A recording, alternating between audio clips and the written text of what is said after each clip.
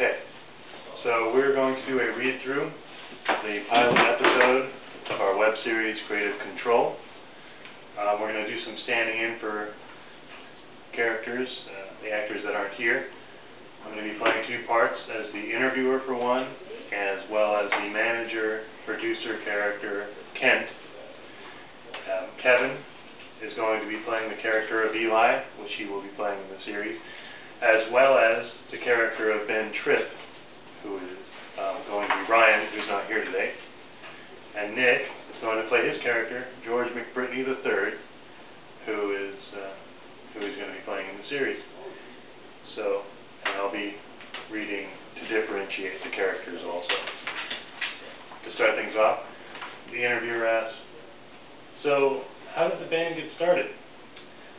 Well, I was plowing my field one day and I stepped in some dung. And I was like, who gets paid to do nothing? Rock stars get paid to do nothing. You know, how tough could it be? Like in that song, Dire Straits. Money for nothing, chicks for free.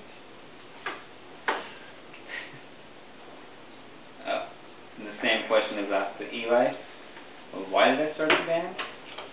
And then Ben Tripp is asked his take on it. Well, me and Eli went to high school together, and he was like, I want to show these posers what it means to be real. We can start a band.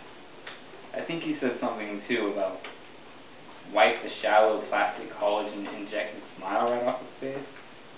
I had no idea what he was talking about. It's not like a good way to meet girls, so here I am.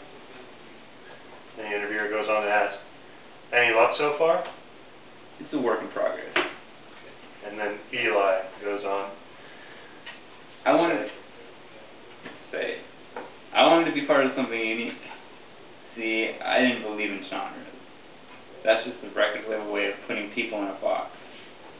I don't live in a box. I live in the real world. I mean, my house is kind of boxy, so if you want to get technical, genres suck. Fade to black, and then we fade in on the band sitting around practicing, and Ben sits strumming his guitar after making a note with his notepad. And Ben says, "Hey guys, I just made a new song. Check it out." This is done to the beat of Man Eater. That's the chorus again. She only comes out at night.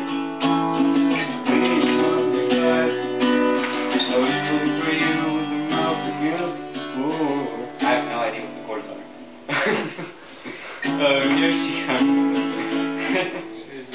Shell bugs will suck you up. Oh, here she comes. There we go. She's an anteater. What do you guys think? Next time. Yeah. Practice. So what do you guys think? So Eli goes on to say, Sounds a lot like Man-Eater. Ben Tripp replies, What? You know, Hall & Oates song. All what? and Eli says, Ben's songs are always interesting. They usually have a very familiar ring to them. at this point, we're going to cut to a scene of Ben's character playing Riders in the Storm, but with different lyrics, unbeknownst to him that that's, a very famous song. And the other band members are going to act very embarrassed about that. And then Ben replies about the song that he just played. It's just about an anteater. So the interviewer says, musically, what would you say are your influences? What inspires you? Ben says, I've always been a big fan of Simon and Garfunkel.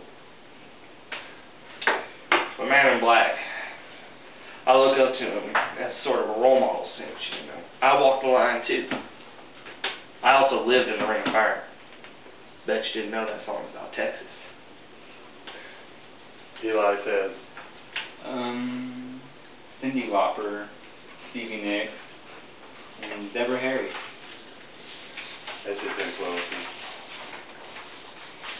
So So at this point, we cut to another scene, and Kent walks into the room.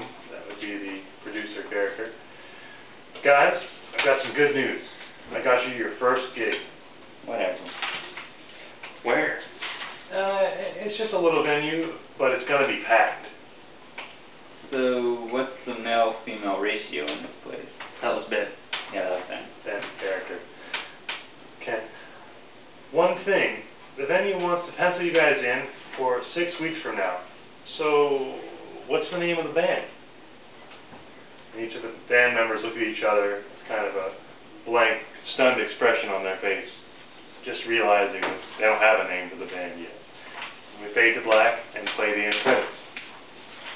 That is a rough draft of our first episode. Check it out. I think you guys will enjoy it. Thank you for watching. Maybe next month it'll be up.